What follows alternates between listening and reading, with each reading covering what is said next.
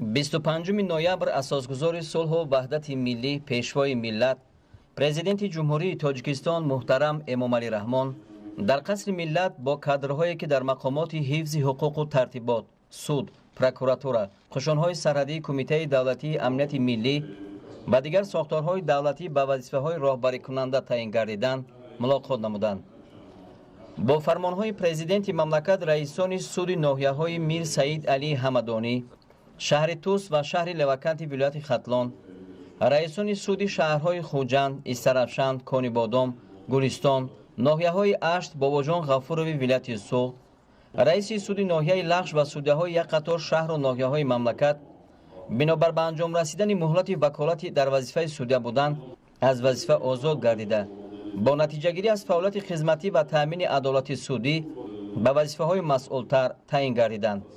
дар мақомоти прокуратура низ тағйироти кадрӣ сурат гирифта. Прокуророни ноҳияҳои Рошқала ва Ванҷи вилояти Мухтори Кӯҳистони Бадахшон, прокуророни шаҳрҳои Кӯлоб, Норак ва ноҳияи Дӯстии вилояти Хатлон, прокуророни шаҳрҳои Исфара, Конибодон, Гулистон, Истиқлол, ноҳияҳои Зафаробод, Мастчоҳ, шаҳристони вилояти Суғд, прокурори ноҳияи Фирдавсии шаҳри Душанбе аз ҳисоби кадрҳои ҷавону соҳибтаҷриба ва дорои маҳорати роҳбарӣ таъин гардиданд. бо қарорҳои ҳукумати ҷумҳурии Тоҷикистон Абдураҳимзода Парвиз Абдураҳим, сардори хадамоти давлатии меъморӣ ва сохтмони Кумитаи меъморӣ ва сохтмони назди ҳукумати ҷумҳурии Тоҷикистон, Абдурасулзода Шаҳрёр Абдурасул, сардори хадамоти иҷозатномадиҳии фаъолияти шаҳрсозии Кумитаи меъморӣ ва сохтмони назди ҳукумати ҷумҳурии Тоҷикистон, Ашурзода Бахтиёр Саидқул, сардори раёсати экспертизаи давлатии ғайриидоравии лоиҳаҳои сохтмони Кумитаи меъморӣ ва сохтмони назди ҳукумати ҷумҳурии Тоҷикистон, Нуруллозода Сафарбек Нурулло, директори маркази татбиқи лоиҳаи сохтмони роҳи автомобилгарди Шоҳонзиғар, Амирзода Дилафрӯз Субҳон, директори муассисаи давлатии телевизиони сайёҳӣ ва ҳунарҳои мардумӣ, Маҳмудӣ Ҳамза Наврӯз, директори муассисаи давлатии телевизиони Кӯлакону Наврасон, Баҳористон, Бахтовари Сайфулло, директори муассисаи давлатии телевизиони мусиқии Тоҷикистон, Шаҳнавоз таъин гардиданд. зимни мулоқот асосгузори сулҳу ваҳдати миллӣ пешвои миллат аз авзои минтақа ва ҷаҳон, таъмини волояти қонун, пешгирии ҳама гуна қонуншиканӣ, таъмини адолати судӣ, баррасии шаффофу одилонаи парвандаҳо, мубориза бар зидди хариду фурӯши замин ва қонуншиканиҳо дар ин самт, таҳким ва ҳифзи сарҳади давлатӣ, мубориза бар зидди терроризму ифротгароӣ, пешгирии қочоқи маводи мухаддир, силоҳ ва дигар ҷиноятҳои фаромиллӣ ёдовар шуданд. таъкид намуданд ки кадрҳои ҷавону болаёқат бо назардошти таҳдиду хатар ва ҷиноятҳои замони муосир пайваста омӯзанд ва бо истифода аз технологияи муосир сатҳи донишҳои тахассусии худро баланд бардоранд. дар мулоқот ҳамчунин ба роҳбарону масъулини сохторҳои мазкур оид ба бозомӯзии кадрҳо, интихобу ҷобаҷогузорӣ ва тарбияи кадрҳои ҷавон аз ҳисоби занону бонувон ва ҷавононе ки донишҳои мукаммали замонавӣ дошта ду ва ё зиёда забонҳои хориҷиро медонад дастуру супоришҳои мушаххас доданд. поквиҷдонона, содиқона ва бо масъулияти баланд манфиатҳои миллату давлатро аз ҳама манфиатҳои дигар боло гузошта бо дасту дили пок ба нафъи давлату миллат хизмат намоед, иброз доштанд сарвари давлат муҳтарам Эмомалӣ Раҳмон дар анҷоми мулоқот. бинандаҳои азиз, акнун таваҷҷӯҳ намоед ба фармонҳои президенти ҷумҳурии Тоҷикистон. фармони президенти ҷумҳурии Тоҷикистон дар бораи таъин ва озод намудани судяҳо. мутобиқи моддаи 69 Конститутсияи ҷумҳурии Тоҷикистон фармон медиҳам.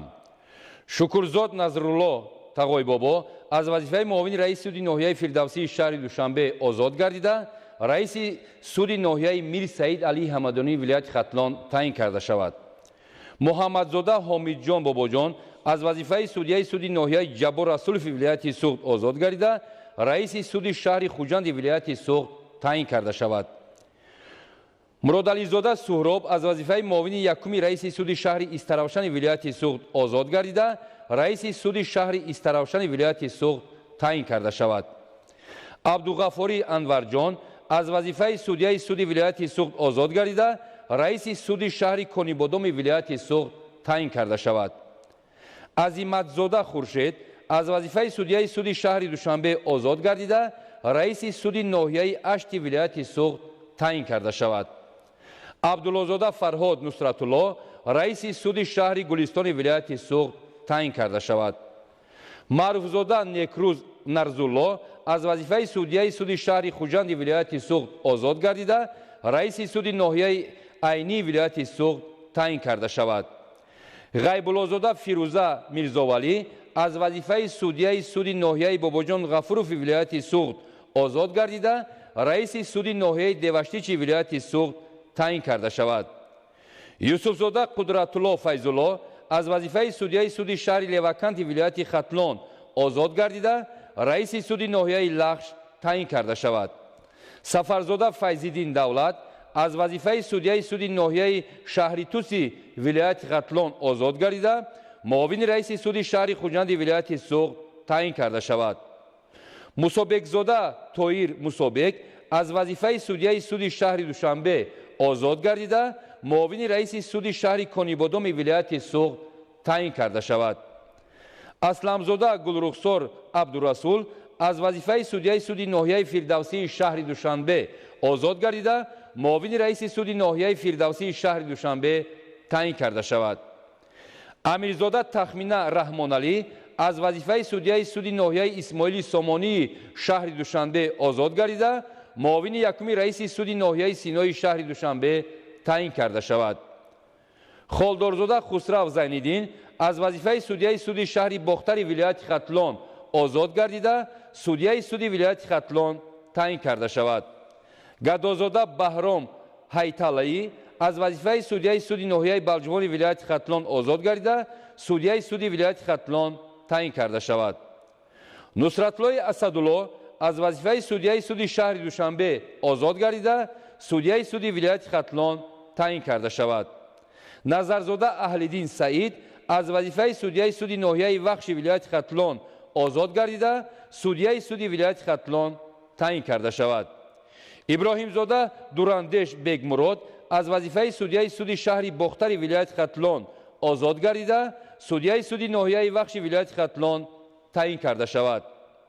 Аҳмадзода Фирӯза аз вазифаи судияи суди вилояти Суғд озод гардида, судияи суди вилояти Суғд таъин карда шавад. Мирасилзода Абрунисо Абдумаҷид аз вазифаи судияи суди шаҳри Хуҷанди вилояти Суғд озод гардида, судияи суди вилояти Суғд таъин карда шавад. Бобоҷонзода Бахтиёр аз вазифаи судияи суди ҳарбии гарнизони Хуҷанд озод гардида, судияи суди ҳарбии гарнизони Хуҷанд таъин карда шавад.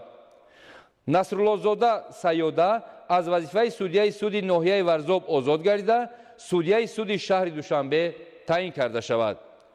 Одиназода Мирзо Ҷалил аз вазифаи муовини якуми раиси суди ноҳияи Синои шаҳри Душанбе озод гардида, судияи суди ноҳияи Исмоили Сомонии шаҳри Душанбе таъин карда шавад. Мирзозода Ғиёсиддин Низом аз вазифаи судияи суди вилояти Хатлон озод гардида, судияи суди ноҳияи Шоҳмансури шаҳри Душанбе таъин карда шавад. Тилозода Манучеҳр Баҳодурӣ аз вазифаи судияи суди ноҳияи Фирдавсии шаҳри Душанбе озод гардида, судияи суди ноҳияи Фирдавсии шаҳри Душанбе таъин карда шавад. Манзаршо Ашурбеки Имомёрбек аз вазифаи судияи суди ҳарбии гарнизони Хоруғ озод гардида, судияи суди шаҳри Ҳисор таъин карда шавад. Зарифзода Гулбаҳор Азимӣ аз вазифаи судияи суди ноҳияи Ёвони вилояти Хатлон озод гардида, судияи суди ноҳияи Варзоб таъин карда шавад. Ҷаъфарзода Латофат Қаландар ба вазифаи раиси суди ноҳияи Дӯстии вилояти Хатлон, Ашурзода Алишер судияи суди ноҳияи Балҷувони вилояти Хатлон, Раҳимзода Абдусалим судияи суди ноҳияи Кӯҳистони Мастчоҳи вилояти Суғд, Саид Гулрухсор Нуриддин судияи суди ноҳияи Фирдавсии шаҳри Душанбе таъин карда шаванд. Қувватзода Фотеҳ Ҷумъа бо сабаби ба кори дигар гузаштан аз вазифаи судияи суди ноҳияи Тоҷикобод озод карда шавад. Раҳимзода Зафар Сафаралӣ аз вазифаи судияи суди ноҳияи Фархори вилояти Хатлон, Тоҳирзода Ғумчагул Тоҳирҷон аз вазифаи судияи суди шаҳри Ваҳдат бинобар ба охир расидани муҳлати ваколати судя озод карда шаванд. Президенти Ҷумҳурии Тоҷикистон Эмомалӣ Раҳмон, шаҳри Душанбе, 25 ноябри соли 2021. фармони президенти Ҷумҳурии Тоҷикистон дар бораи таъин ва озод намудани судяҳо. مطابق ماده 69 کنستیتوسیای جمهوری تاجیکستان فرمان می‌دهم قاسمزاده سلیمان اوی محمد بنابر به کار دیگر گذاشتن از وظیفه رئیس سودی اقتصادی ولایت سوخت آزاد کرده شود. امینزاده سعیده بانو رستم از وظیفه سودی اقتصادی ولایت سوخت آزاد گردیده سودی اقتصادی شهر دوشنبه تعیین کرده شود. ناصری جمشید از وظیفه سودی اقتصادی ولایت سوخت آزاد گردیده سودی اقتصادی ولایت مختار کوهستان بدخشان تعیین کرده شود. عبدالله‌زاده فرهاد نصرت الله بنابر به کار دیگر گذاشتن از وظیفه سودی اقتصادی ولایت سوخت آزاد کرده شود. دولتزاده طالب شریف از وظیفه سودی اقتصادی ولایت ختلان آزاد گردیده سودی اقتصادی ولایت سوخت تعیین کرده شود. سعدالله‌زاده سعیدا طلبک از وظیفه سودی اقتصادی شهر دوشنبه آزاد گردیده سودی اقتصادی ولایت ختلان تعیین کرده شود. سعید گلرخسار نوریدین با سبب به کار دیگر گذاشتن از وظیفه سودی اقتصادی شهر دوشنبه آزاد کرده شود. پرزیدنت جمهوری تاجیکستان امامعلی رحمان شهر دوشنبه 25 نوامبر سال 2021. فرمان پرزیدنت جمهوری تاجیکستان درباره معاون فرمانده قشون‌های سرحدی کمیته دولتی امنیت ملی جمهوری تاجیکستان اوید بر رزویدکا تعیین نمودن خوشوقت. مطابق ماده 69 کنستیتوسیای جمهوری تاجیکستان فرمان می‌دهم خوشوقت کشورشاه سلطان معاون فرمانده قشون‌های سرحدی کمیته دولتی امنیت ملی جمهوری تاجیکستان تعیین کرده شود.